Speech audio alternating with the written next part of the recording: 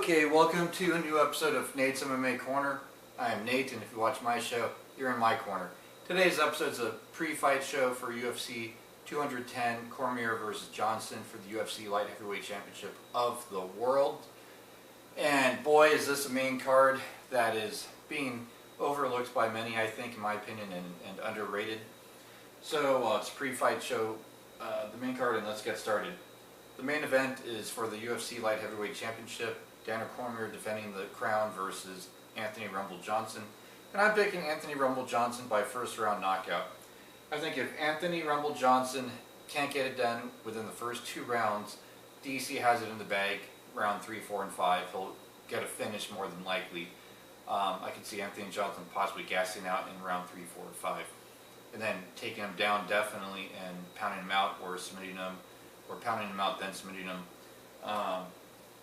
But I think Johnson has worked on his wrestling and is going to be able to sprawl real well and get the fight standing, keep it standing, and go for that knockout within the first couple rounds. And Anthony Johnson becomes the new light heavyweight championship of the world. Then in the co-main event in the middleweight division, we have Chris Weidman versus Gegard Mousasi. Chris Weidman, former middleweight champ of the world, trying to get back on track. Great All-American wrestling going up against a world-class Dutch kickboxer in Gegard Mousasi and former Strikeforce light heavyweight champ. I'm picking Gegard Mousasi to win this second round knockout. I think his ground game will be just enough to keep it standing for the first round or 2, and then he'll go for the knockout. And I think, Gegard will maybe get taken down once or twice, but at some point he'll pop up or he'll survive and go to the next round and then figure it out and knock out Chris Weidman. So I got Gegard Mousasi winning round 2. Then in the women's strawweight division, I have Cynthia Calvillo versus Pearl Gonzalez. Cynthia Calvillo I'm picking because I think she's fought the tougher competition over her career, and she's just slightly better overall as a fighter, and so I got her winning by unanimous decision. But I could see Pearl Gonzalez getting a round 1 or 2 on the judges' scorecards, but ultimately I think Calvillo wins 29-28 unanimous decision, if not 30-27. Then in the welterweight division we have Thiago Alves versus Patrick the Predator Cote. I'm picking Patrick Cote in this fight because he's been more the consistent fighter as of late. And if this fight were to have taken place several years ago, I think Thiago Alves would have had a better chance.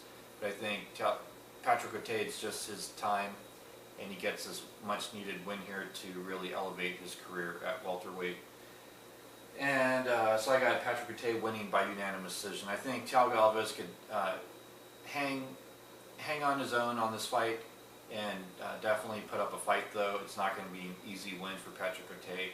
Who knows? I mean, he could make it look easy, but it's at the end of the day, it is Thiago Alves, and he is a tough, durable veteran who has fought for UFC gold in the past.